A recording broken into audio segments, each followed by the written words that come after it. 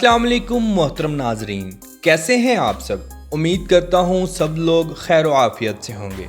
आज हम एक ऐसे मुल्क की सैर करने जा रहे हैं जिसने मुस्लिम दुनिया की ईंट से ईंट बजा कर रखी हुई है।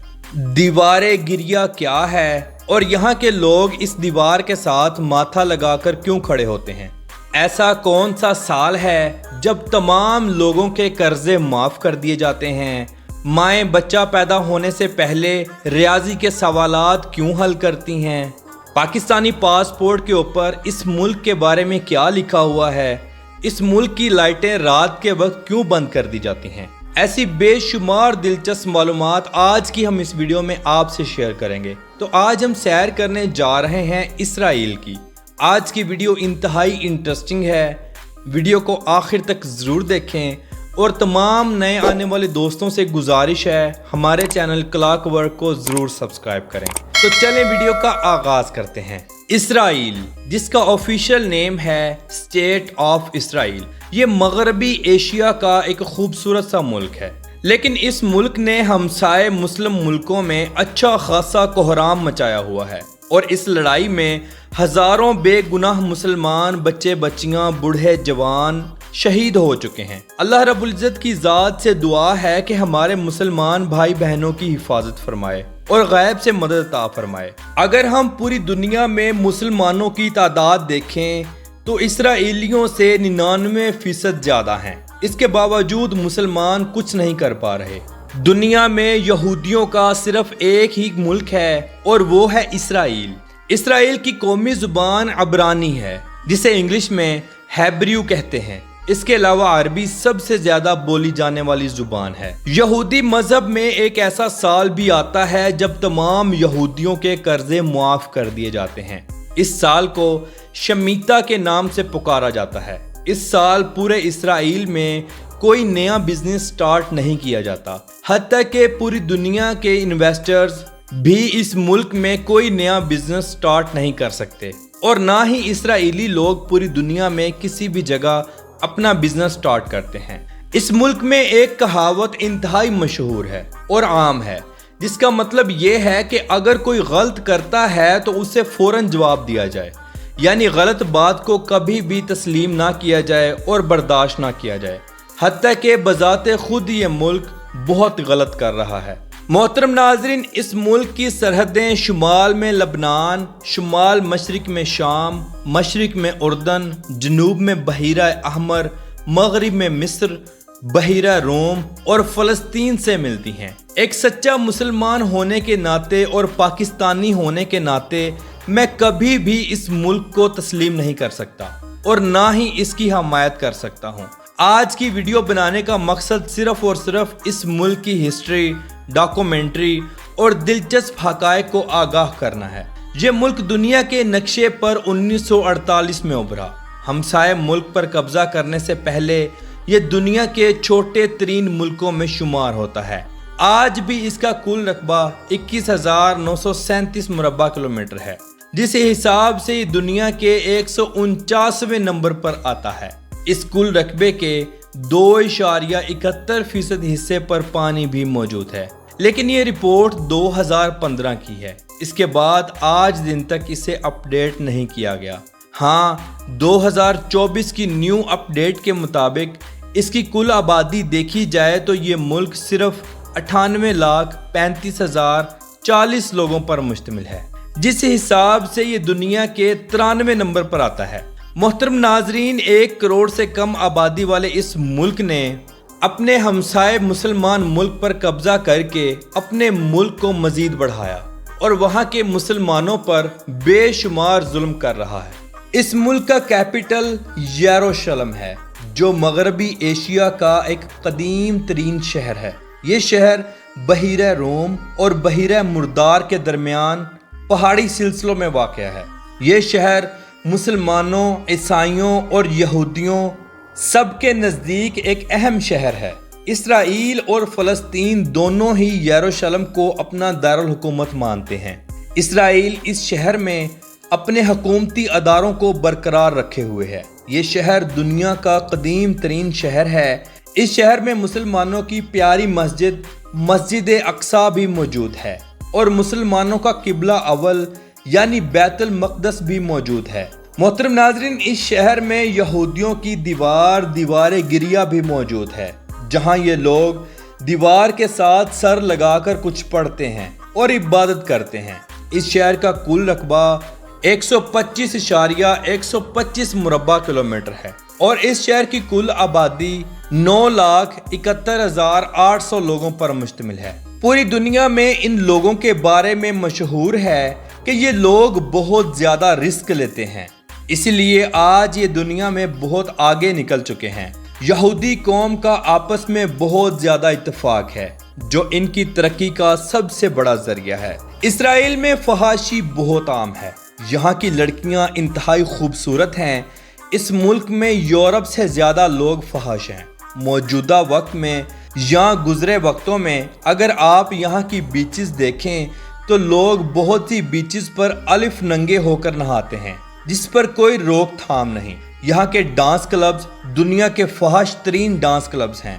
شراب کھلے عام چلتی ہے، لوگ ننگے نہاتے اور کھلے کھاتے ہیں۔ اسرائیلی لوگ آپ کو پوری دنیا میں کسی بھی عام شعبے میں نظر نہیں آئیں گے۔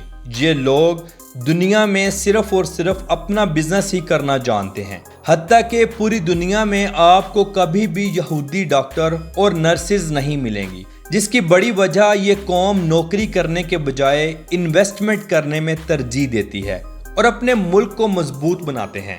ناظرین، یہاں کی کل آبادی کا 73% حصہ جیوس لوگوں پر مشتمل ہے، 21% عربی لوگوں پر اور باقی 6% لوگ دوسری قوموں کے آباد ہیں۔ پاکستانی پاسپورٹ پر یہ صاف صاف لکھا گیا ہے کہ پاکستانی سوائے اسرائیل کے تمام دنیا میں سفر کر سکتے ہیں۔ اسرائیلی گورنمنٹ اپنی فوج کو دنیا کی دوسری فوجوں سے زیادہ سہولیات مہیا کرتی ہے۔ اس کی فوج میں ایک کثیر تعداد خواتین کی بھی ہے، جو انتہائی خوبصورت ہیں۔ اسرائیل اپنا سمندری پانی صاف کر کے تمام ضروریات زندگی کو آسان بناتا ہے، حتیٰ کہ پینے والا پانی بھی سمندری پانی کو صاف کر کے بنایا جاتا ہے۔ یہودیوں میں بھی ایک سے زیادہ شادیوں کی اجازت ہے۔ یہ لوگ اپنی رسومات کے حساب سے شادیاں انتہائی دھوم دھام سے کرتے ہیں۔ اسرائیلی لوگ اپنی لڑکیوں کو 18 سال کی عمر میں بیاہ دیتے ہیں۔ ان کا ماننا ہے کہ 18 سال کے بعد لڑکی کوئی بھی گناہ کرتی ہے تو اس کے ذمہ دار اس کے والدین ہوں گے۔ یہ لوگ بھی پہلے منگنی اور پھر باقی کی رسومات ادا کرتے ہیں۔ اسرائیل میں ویکلی ہالی ڈے کی بات کی جائے تو ہفتے کے دن یہاں تمام اداروں کو چھٹی ہوتی ہے۔ اس دن یہ لوگ آپس میں مل بیٹھ کر اچھے ریسٹورنٹس میں کھانا کھا کر ٹائم گزارتے ہیں۔ یہودی لوگ کبھی بھی ایک بزنس میں انویسٹ نہیں کرتے، بلکہ یہ لوگ ایک سے زائد بزنسز میں انویسٹ کرتے ہیں۔ ان کا ماننا ہے کہ اگر ایک بزنس فلاپ ہو بھی جائے تو باقی بزنسز سے آمدنی آتی رہے۔ آپ کے نالج میں اضافہ کرتا چلوں، دنیا کے سب سے بڑے سسٹم ہیکرز بھی اسرائیلی لوگ ہیں۔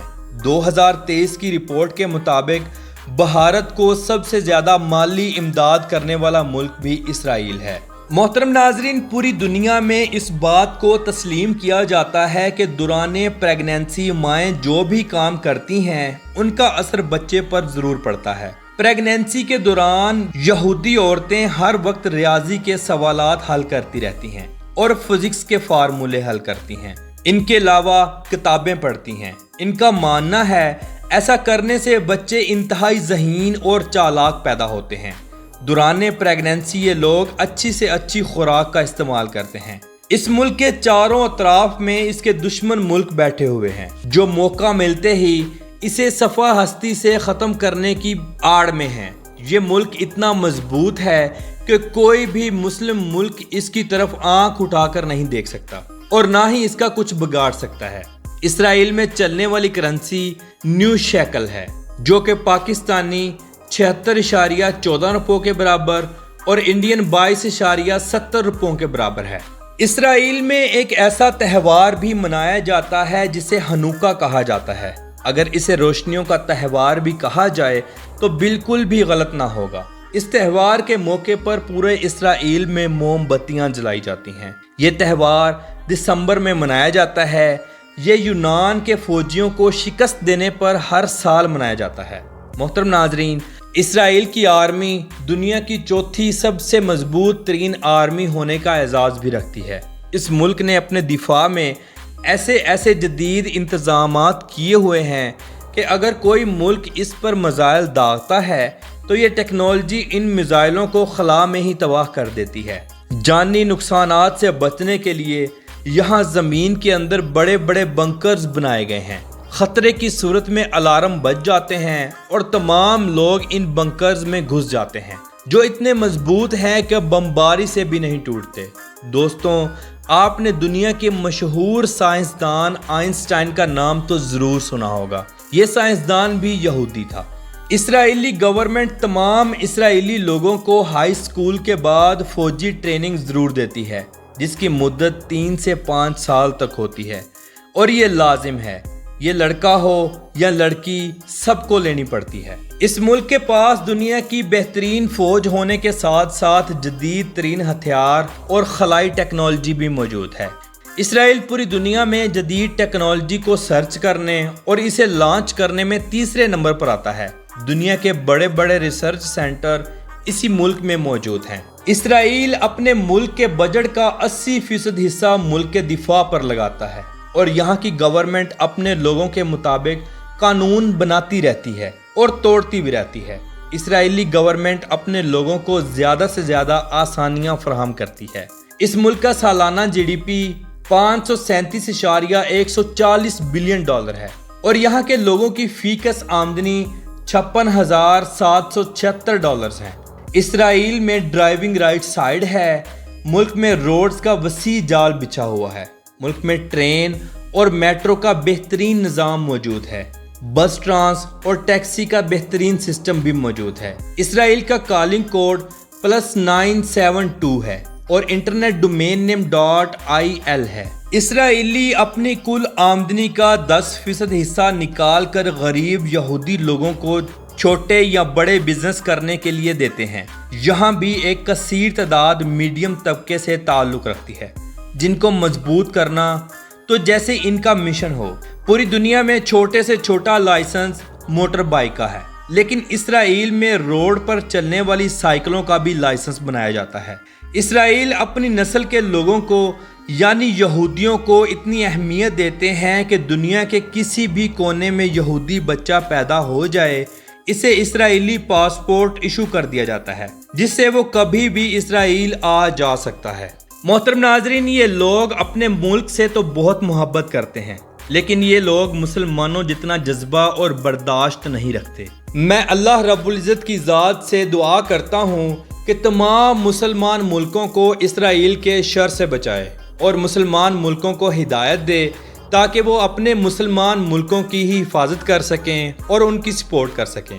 تو محترم ناظرین، یہ تھی آج کی ہماری اسرائیل کے اوپر ایک چھوٹی سی ڈاکومنٹری۔